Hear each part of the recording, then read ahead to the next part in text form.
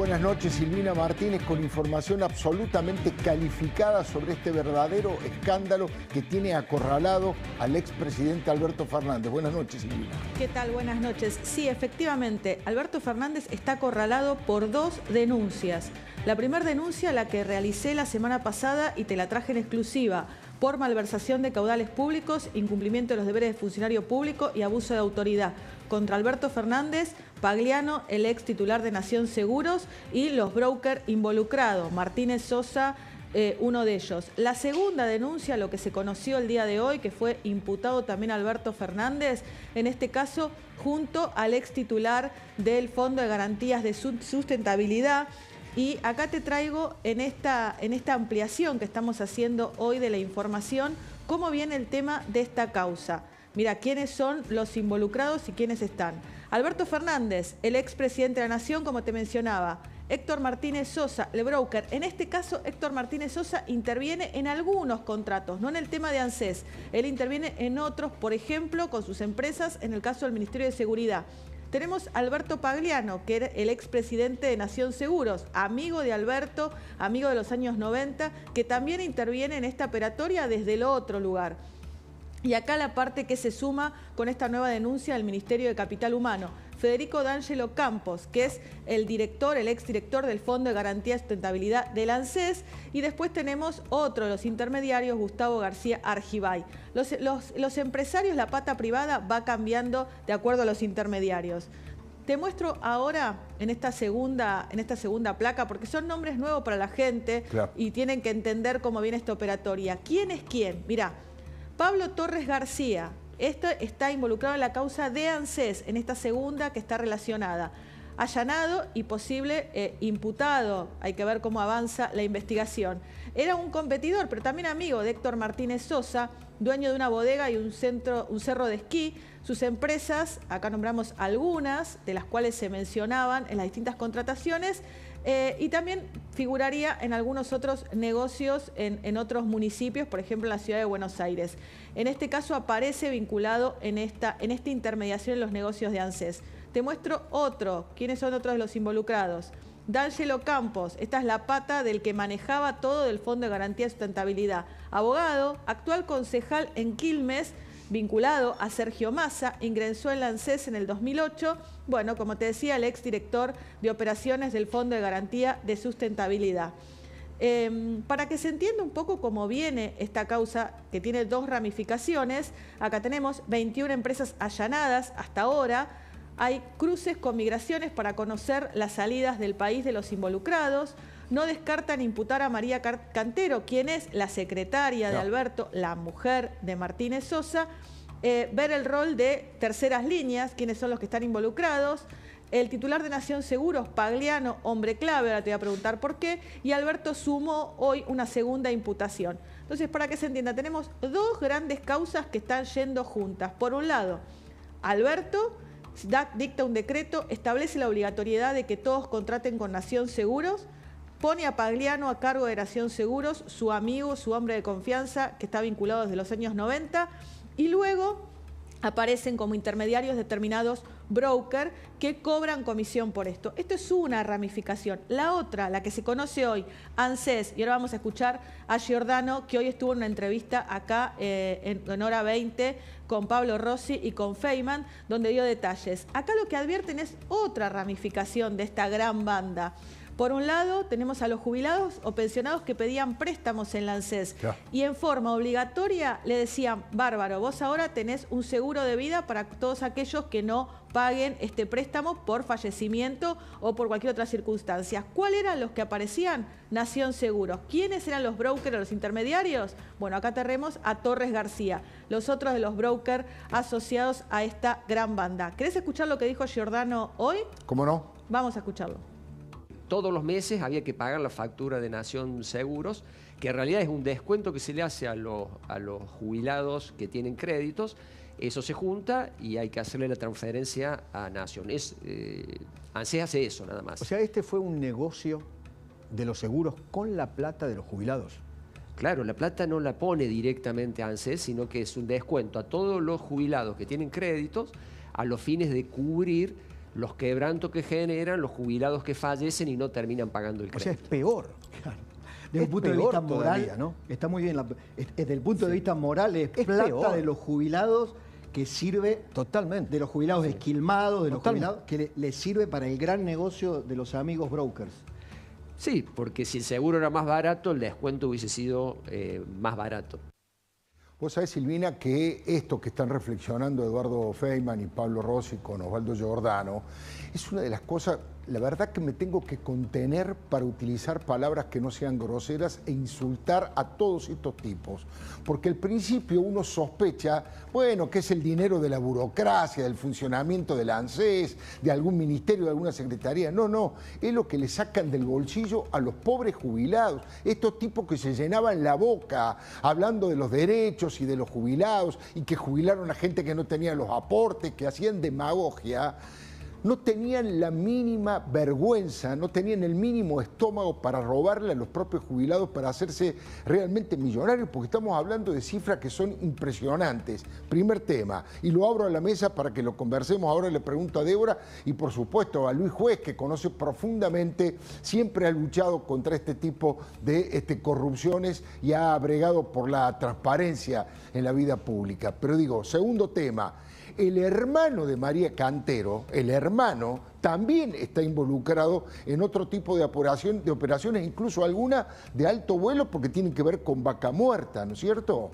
Exactamente. Mira, para que se entienda cómo habían armado este negocio, porque no solamente intervenían los brokers en este tipo, tanto el ANSES como, por ejemplo, el Ministerio de Seguridad. Vos sabés que muchas veces, como los convenios con el ministerio, con los distintos ministerios, decía que no se podía poner un intermediario, porque era entre Estado y Estado, digo, esa es la finalidad de la contratación. Nación Seguros después endosaba la póliza. ¿Qué significa esta? Claro. Como que se la transfería a un privado y ahí cobraban de nuevo otra vez la comisión y aparecían nuevamente estos personajes a través de diferentes empresas. Por eso yo creo que cuando se empieza a tirar de la cuerda de este negociado, pero también de otros, como vos mencionabas recién, el caso del hermano de la secretaria de Alberto Cantero, nos vamos a sorprender mucho porque esto no terminaba en el tema de los seguros. A ver, yo creo que estamos en las puertas de una asociación ilícita y de una banda que se dedicaba a cometer delitos. Bueno, es increíble. Le pregunto a Débora Plager si ella quiere aportar una mirada o aportar una información, un datito más que lo abro, que es bien polémico. Recién dijo que Pablo Torre García era un hombre vinculado a Sergio Massa, pero que también hacía negocios en el ámbito de la ciudad. Sí. ¿Existe la posibilidad de que esté involucrado alguien del PRO también o alguien de otras fuerzas políticas? Al estilo Chocolate Rigó, Al estilo digamos. Chocolate Rigó, da la sensación de que es un... De hecho, llamó la atención que, bueno, el primero que lo escribe es Ricardo Roa en el diario Clarín, es el primero que hace la investigación. Después un montón de colegas de mucho prestigio, entre los cuales está Silvina Martínez, avanzan. Ella se la denuncia. Y nadie de la clase política, de ningún partido político, se hace cargo y hace una denuncia. Lo tuvieron que hacer los periodistas, Silvina Martínez, y después sí se sumó Sandra Petovelo. Pero te escucho, Débora. Sí, claro. Bueno, de hecho la lista, que todavía es provisoria, incompleta, de los organismos que tenían este mismo tipo de maniobras es Gendarmería, Servicio Penitenciario, Corredores Viales, Cancillería, Casa de la Moneda, Ministerio de Seguridad, Superintendencia de Servicios de Salud. Ahora, a mí lo más relevante me parece lo que recién dijo Giordano, ¿no? El ex titular del ANSES, al que vos también hacías referencia, en una de las maniobras, que era precisamente quedarse con lo que le sacaban a los jubilados que tomaban los créditos de ANSES. Porque muchos de los casos de corrupción que conocimos, por ejemplo, durante la época del kirchnerismo o la misma condena que pesa sobre Cristina Kirchner, quizá era más abstracto, ¿no? O cuando hablamos de los fideicomisos, que ahora es lo que denuncia el gobierno de Javier Milei, o incluso la obra pública, que eran, bueno, o sobrecostos u obras que no estaban finalizadas. Pero acá es el bolsillo, es la individualización de la corrupción. Es un jubilado que, porque no llegaba, porque necesitaba cambiar un electrodoméstico, por lo que fuese, fue a beneficiarse o a sacar uno de los créditos que obtenía por parte del ANSES a tasas muy convenientes, pero que como todo crédito tiene un seguro de vida y sobre todo en personas mayores. Ese sobrecosto que pagaba cada uno de los jubilados de su bolsillo, que era que le descontaban a ellos, iba a los bolsillos de estos sátrapas. Claro. Entonces a mí me parece de una indignidad mayor a cualquiera de los otros casos de corrupción que a lo mejor eran hasta cifras más monumentales desde el punto de vista de la cantidad de dinero, pero más abstractas. Esto es directo. Ir al bolsillo de la gente, de los más vulnerables, para enriquecerse de manera propia.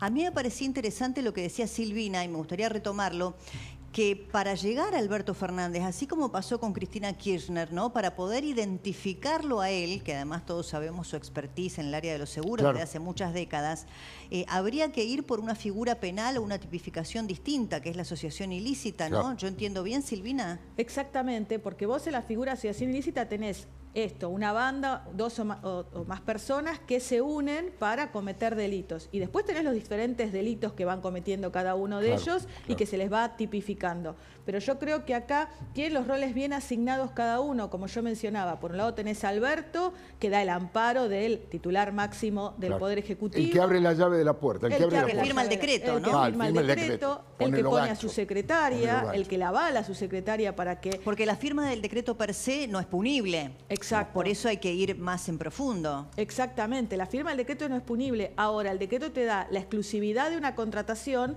y, bueno, a su vez después están los llamados y que esa exclusividad te pone en cabeza de una persona como Spagliano, hombre de él, que termina de armar toda la maniobra. Y después tenés el resto de los personajes, la pata privada, la pata pública, la secretaria, pero parecen organizados como si fuera una banda que se dedicara a tener bien en claro cuáles son los pasos a seguir de cada uno de ellos. Le pregunto al senador Luis Juez, primero le doy la bienvenida, le agradezco muchísimo que haya venido, muy buenas noches. Bueno, ¿cuál es la primera impresión que tiene sobre esto, doctor Juez? Bueno, que Alberto no era tan inocente con respecto a los temas de corrupción, ¿no? Siempre él se jactó, siempre se desresponsabilizó de los hechos de corrupción. Es como decía Débora, Alberto es un tipo con una expertise increíble en materia de... Acuérdense que en la década del 90 manejó la Superintendencia de Seguros de la Nación. Con Claudio Moroni en la época de Menem. Altísimo nivel de conocimiento, o sea, no podía ignorar él ni su condición de presidente ni con su condición de conocedor en profundidad de cómo funciona y opera el tema de los seguros. Este es un tema que hay que profundizar. Nosotros estamos en Córdoba atrás de ese tema. Guarda con los gobiernos provinciales porque este es un gran negocio de los gobernadores y los intendentes con el tema de las aseguradoras. Negocio de años, que genera, como nadie presta atención a esa cuestión y solamente uno mira a la compañía cuando produce una catástrofe, un siniestro y a partir de ahí se mira por arriba, es un gran negocio si desde el Estado se ordena, como ahora estamos viendo, una operatoria realmente monstruosa perjudicando a todo el mundo sin ningún tipo de empacho. Estamos viendo que terminaban los pobres jubilados pagando esas pólizas. Claramente estamos en una situación de extrema complejidad. Esto, ojalá la justicia profundice, ojalá pueda llegar al fondo de la cuestión, ojalá, y tomo el guante tuyo, Alfredo, no importa qué dirigente, quién estén, de qué color sean, de qué origen partidario, si acá esto es un nuevo chocolate Rigó, bueno, vamos al fondo. Averiguamos quiénes son los tipos que utilizando la necesidad, la angustia, pero también su vinculación en el Estado, han hecho negocio con esta situación, así que en este tema no deberíamos solamente mirarlo a Alberto. Lo de Alberto es absolutamente patético porque el tipo siempre se jactó de mostrarse como un tipo honorable. Nunca pudo justificar cómo vivía donde vivía, cómo tenía el ritmo de vida que tenía, el estado que tenía. Siempre él intentaba decir que, bueno, se podría haber equivocado políticamente, pero que en materia de honorabilidad es un tipo terriblemente honesto. Bueno, está claro, por lo que estamos viendo ahora, que sin una cabeza que pensara, pergeñara y ordenara este mecanismo, es imposible tener semejante ramificación. Sí. Esto te lo digo como especialista en derecho penal. Es imposible. Claro. Y ojalá pudiéramos profundizar en otros ministerios, también en otras reparticiones, porque estamos viendo en algunas que tenía él directa injerencia. Porque las que estamos viendo arriba de la mesa son las que él tenía directa injerencia y hasta con un llamado telefónico. Pero hay que ver otros ministerios y otras reparticiones, inclusive mucho más onerosas, que probablemente habría que profundizar a ver claramente qué nivel de injerencia tenían estos brokers de seguros. El doctor Juez está introduciendo el tema de los municipios y de las provincias. Bueno, el propio gobernador de Tierra del Fuego, Melella, rápidamente también participó de eso y retiró todo el discurso que tenía anteriormente, retiró la metodología anterior para acogerse a esa. Hay una pregunta que se la quiero hacer a Rodrigo de Loredo, por supuesto que sé que no tiene la bola de cristal. ¿Sabe lo que me llama la atención de esta corrupción generalizada, que se mantuvo a través del tiempo, con un despliegue realmente impresionante, que hasta ahora no apareció Cristina ni ningún kirchnerista. Esto se permitía mutuamente para que Alberto y Sergio Massa también hicieran sus negocios. No alcanzo a entender porque si repetimos la lógica de Luis Juez, de que Alberto no podía estar ausente ni ignorar esto, bueno, Cristina no se le pasa ni una de estas situaciones. Buenas noches, Rodrigo de Loredo, diputado. Gracias por venir y ahí está un poco planteada la pregunta para su reflexión. ¿Qué haces, Alfredo? ¿Cómo estás? Buenas noches. Buenas noches. Bueno, va de suyo. Yo siempre pienso en los gobiernos del peronismo, esto es una moneda corriente, conocen todo, lo articulan, lo organizan.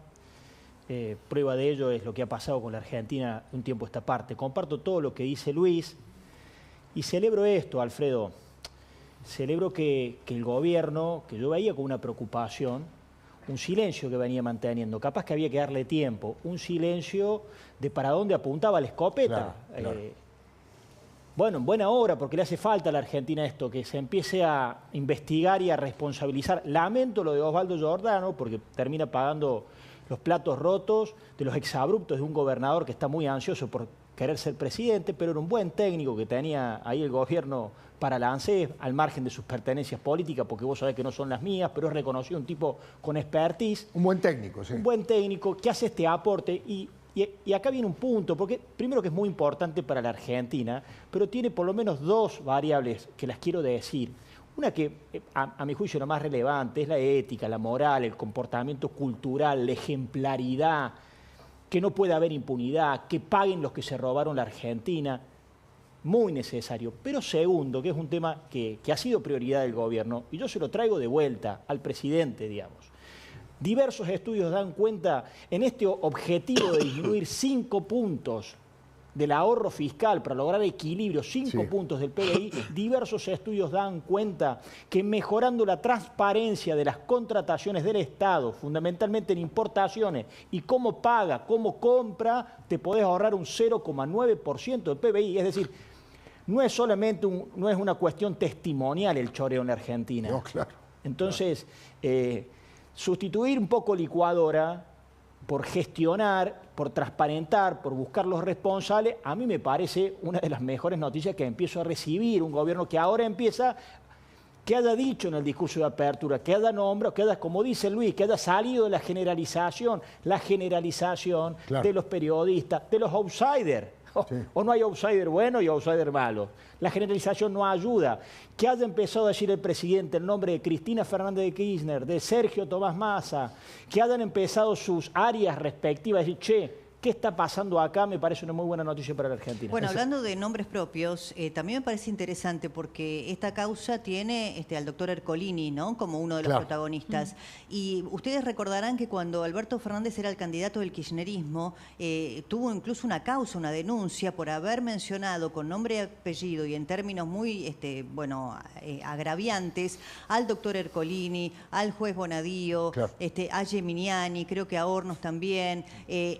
Ese mismo Alberto Fernández que denostaba al doctor Ercolini y decía que algún día iba a tener que dar cuenta de sus actos por las causas de corrupción que tramitaban en el juzgado de él, en ese caso de Cristina Kirchner, bueno, es el que lo va a tener que enfrentar ahora en los tribunales, ¿no? Es increíble porque en su momento tuvieron una relación correcta Alberto Fernández y Ercolini, pero a partir de lo que está comentando Débora, no me acuerdo el adjetivo justo que usó, pero usó un adjetivo rarísimo, un adjetivo poco usual para calificar. Están escribiendo algo así como barrabasadas, creo que fue barrabasadas. Estos tipos están escribiendo barrabasadas, decía Alberto Fernández, en ese momento en el afán de defender a Cristina Fernández de Kirchner, ¿no? Pero la indignación que provoca esta situación, fíjese que el doctor Daniel Sapsay, uno de los constitucionalistas más prestigiosos de la Argentina, es un hombre prudente, moderado, y sin embargo hoy posteó un tuit en X, para llamarlo con su verdadero nombre, realmente impactante por la terminología y la contundencia. Fíjese lo que el doctor Daniel Sapsay opina de Alberto Fernández y de esta situación. Ahí lo estamos viendo. El expresidente Fernández, Pinocho, se jactaba de ser honesto, de no haber robado. Era falso. Habría afanado a través de su especialidad, entre comillas, los seguros. Lo acusan de administración fraudulenta a este mequetrefe que ni siquiera era hábil para afanar. Que se pudra en un calabozo. Bueno, realmente interesante. Ahora, enseguidita nomás le quiero preguntar otras cosas sobre toda esta situación de corrupción. Se ha descubierto, a propósito de lo que presentó el fiscal Petillán en Mar del Plata, otro descomunal hecho de corrupción con la cabeza, con la jefatura de Juan Grabois. Pero si necesitas efectivo, tengo la solución. Acércate a Cabildo 2114, donde vas a poder